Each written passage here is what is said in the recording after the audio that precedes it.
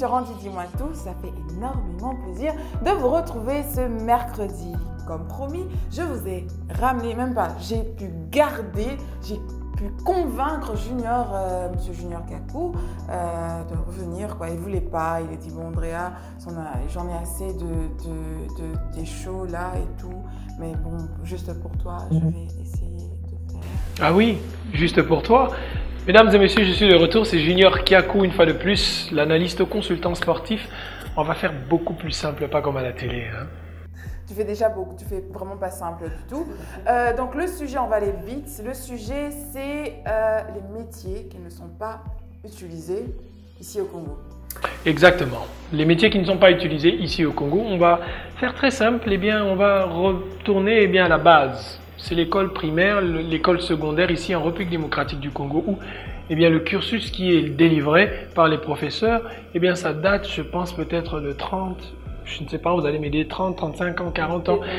Exactement, que c'est la même chose. Eh bien, on apprend on fait soit la commerciale, soit on fait la littéraire, soit on fait la scientifique ou encore la pédagogie, je pense. Exactement. Pour moi, c'est en fait un peu comme ce n'est pas à jour face au monde qui change. Eh bien, le monde change chaque jour et les humains doivent s'y adapter pour assurer leur survie ici sur Terre. Mais j'ai comme l'impression que par moment ici, on est en fait en train de somnoler. Tu ne penses pas? On somnole beaucoup. Déjà, avant d'entrer dans le vif du sujet, je suis des celles qui aiment bien pousser les gens à utiliser leur talent. Mais de la façon dont nous avons été élevés, c'est très difficile, surtout que nos familles sont assez conservateurs, c'est très difficile d'aller en dehors de ce qui est la norme, quoi, si je peux dire. Pour nos familles congolaises, la réussite, c'est soit si tu es avocat, si tu es infirmier, si tu es infirmier médecin, pardon, si tu es, on cite quoi d'autre? Pilote. Ou, bon, voilà, tous ce genre de métiers sont extraordinaires. Quand tu vas dire à ton père, écoute, papa, je veux être architecte, et tu auras comme... Exactement. Exactement. Donc là, maintenant, on veut juste mettre un spotlight sur des métiers qui sont en train de battre leur plein ici à Kinshasa. Bon, on sait pour Kinshasa, on ne sait pas pour le reste de la République, mais à Kinshasa et dans le monde, mais qui ne sont pas utilisés. Exactement. Le numéro 1, on va citer quoi? Déjà, ce que toi, tu fais. D'accord, on va commencer avec ce que je fais. Donc voilà, c'est analyste consultant sportif. Ici en République démocratique du Congo, eh bien, mesdames et messieurs, sur cette liste que nous avons, des métiers qui ne sont pas utilisés ou encore mis en valeur, eh bien, je vais avec ce que je fais. Je suis analyste consultant sportif, bien évidemment, dans le football. Ça, une fois que tu dis ça à un parent congolais, eh bien, on te regarde avec les yeux sans lunettes d'abord et ensuite on met les lunettes pour dire c'est quoi ça? C'est quoi et comment tu vas faire pour gagner ta vie? Eh bien, bien évidemment, il faut commencer à expliquer que ça touche un peu du journalisme, mais dans ce format et tout ce qui va avec, alors c'est forcément, ça va à l'encontre de la vieille école. Quand je parle de la vieille école, ne vous sentez pas lésés, mes parents, mes oncles, mes tantes. Eh bien, simplement que, comme je disais, le monde change. Aujourd'hui, par exemple, le football offre beaucoup de métiers, dont notamment ce que je fais, mais aussi d'autres métiers comme directeur technique national, par exemple. D'autres métiers comme médecin ou kinésithérapeute d'une équipe de football. Simplement, uniquement. Ça, ce sont des choses qu'on n'entendra jamais. Qu'on n'entend jamais, je dirais qu'on n'entend jamais ici à Kinshasa. Ou difficilement parce que difficilement. Eh bien, voilà pourquoi je pense que c'est le moment d'oser révolutionner ça. Parce que je vais pas te mentir qu'en grandissant, eh bien, j'aspirais un moment à être médecin, bien que j'avais peur du sang. Pareil. Et puis deuxièmement, j'aspirais à être pilote, mais ça ne s'est pas fait. Ensuite, j'ai commencé à penser, bien évidemment, à la politique, parce que c'est comme si en République démocratique du Congo, tout chemin mène à la politique. On dirait que quand tu es assez intelligent ou quand tu parles bien, assez éloquent, il faudrait absolument que tu y arrives. Sinon, tout le monde fait la politique. Même en primaire, les enfants parlent politique. Je comprends pas ça. Je comprends pas. J'ose même pas dire que j'aime pas la politique. Parce qu'une fois, je l'ai dit, et voilà, si tu n'aimes pas la politique, la politique va s'occuper de toi, Nani. Mais vraiment, on m'a assassiné ce jour-là. Je ne comprends pas l'amour du Congolais avec la politique. Mais bon, chacun son truc, s'il vous plaît, respectez mon truc à moi. D'accord? Deuxièmement, je dirais, quel autre métier? Quel autre métier? Tout ce qui a trait aux applications ou bien Internet, voilà. D'abord, le fait de développer des applications mobiles, c'est des choses qui rapportent énormément d'argent, mais on n'utilise pas ça ici. Aussi, il y a quoi? Qu'est-ce qui a trait encore à tout ça là? En tout cas, déjà pour compléter ce que tu disais, mesdames et messieurs, comme vous le savez, il y a 10-15 ans, lorsque vous informez votre tuteur, parent, oncle, tante de vos ambitions ou envie de devenir développeur d'applications, eh bien, on vous aurait chassé de la maison parce qu'on aurait cru que vous êtes sorcier ou sorcière. Mais on voit que le monde change. Comme je dis, il ne faut pas que la RDC ou que nous puissions rester en arrière parce que le monde change et nous devons nous y adapter. Et aujourd'hui, on voit que bien évidemment, ces métiers de développeurs eh bien, rapportent beaucoup d'argent et on voit la jeunesse congolaise commencer à embrasser ce mouvement et on voit aujourd'hui beaucoup de développeurs comme par exemple moi dans le métier dans la compagnie dans laquelle je travaille qui est Vodacom, il y a beaucoup de développeurs qui sont là à sortir des choses extraordinaires qu'on aurait pensé voir qu'à New York, à Madrid, à Barcelone ou encore à Paris, mais mesdames et messieurs, à Kinshasa, ça existe aussi. Libanga, c'est pas possible. Ok. Et puis, je crois que ceux qui font les sites internet, là, comment on les appelle Ce sont jeunes développeurs. Hein, voilà, on va tous les mettre dans le même panier. Il y a aussi une jeune fille.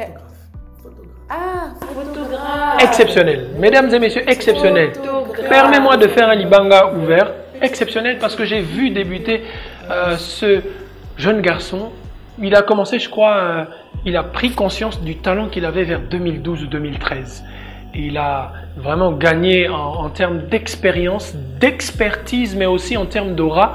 Aujourd'hui, quelques années plus tard, il est photographe personnel de la première dame de la République. Ça, c'est juste un parcours exceptionnel. Dans le temps passé, on parlait de Photo Pao. Je ne sais pas si tu as entendu parler. Oui, c'était un photographe de Mobutu. Et aujourd'hui, on a des jeunes, pas des adultes, mais pas des personnes âgées, mais des jeunes de notre âge qui font bouger les choses. Et aujourd'hui, derrière, on a aussi des jeunes qui sont à la maison et qui se disent, eh bien, moi aussi, je vais être photographe. Moi aussi, je vais être vidéographeur. Vidéographeur. That's nice. Tu n'as pas cité le nom. Il s'appelle Ace Bedosso, celui dont on ne se passe plus.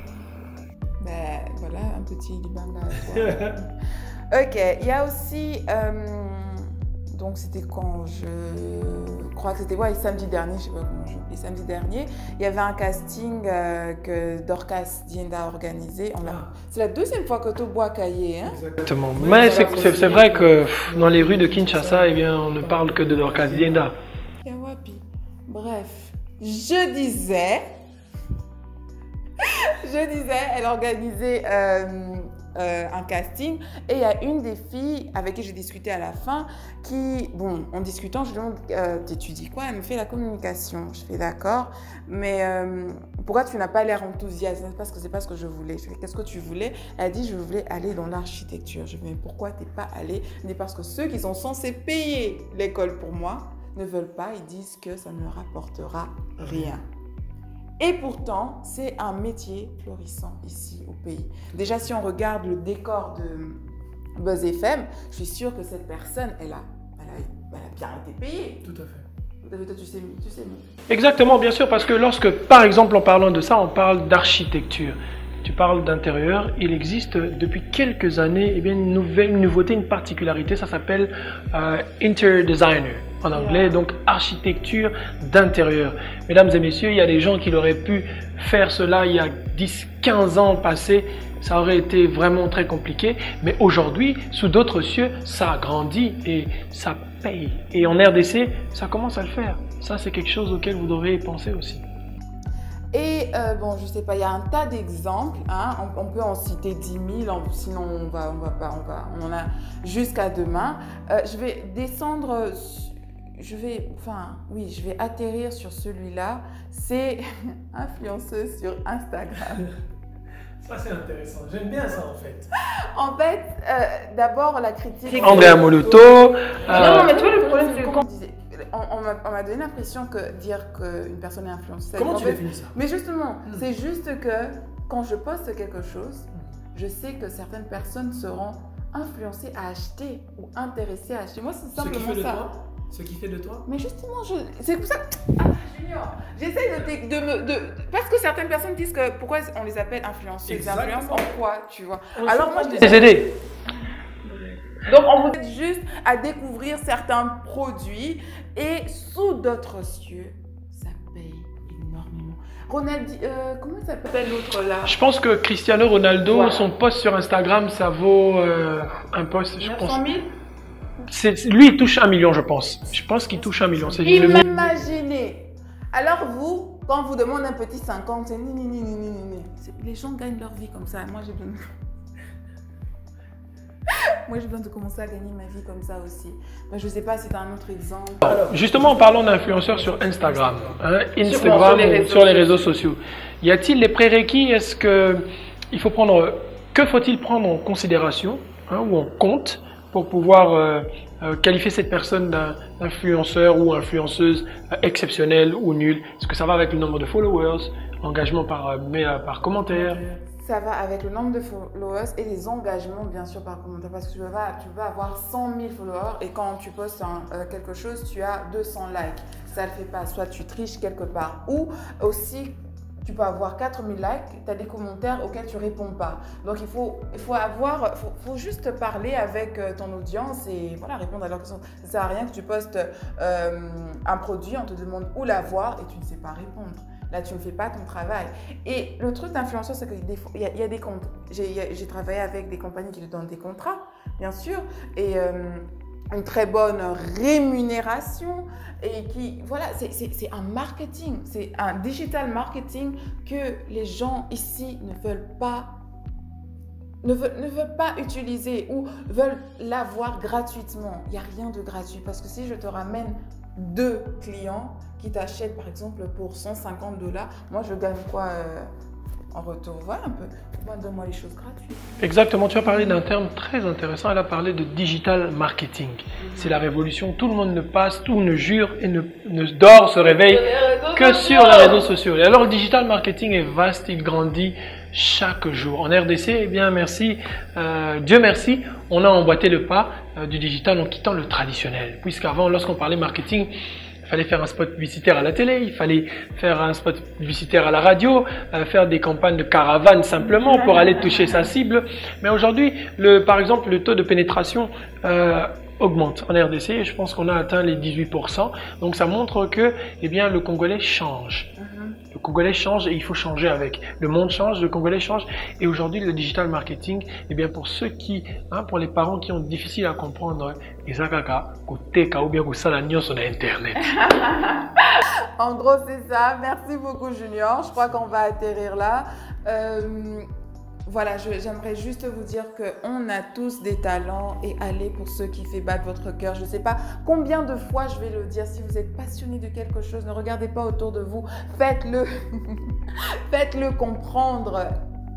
Allez pour ceux qui fait battre votre cœur. Je ne sais pas combien de temps je vais vous le dire. Je vais continuer à blablater.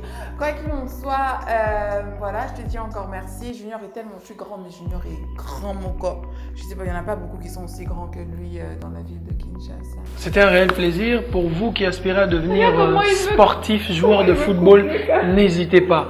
À l'époque, pour devenir un musicien, c'était un voyou. On voyait un musicien comme un voyou, un bandit. Un joueur de football, c'était une personne qui n'avait pas d'avenir. Mais aujourd'hui, les choses ont changé. Sentez-vous libre. Changez avec le monde. Red Bull donne des airs. Volez. Elle. Merci. Merci beaucoup à Deo Kasongo de nous avoir donné ce beau cadre avec Buzz FM. Merci énormément à Johan Pro d'avoir tourné ceci pour nous. Et à vous autres, je vous dis à dimanche.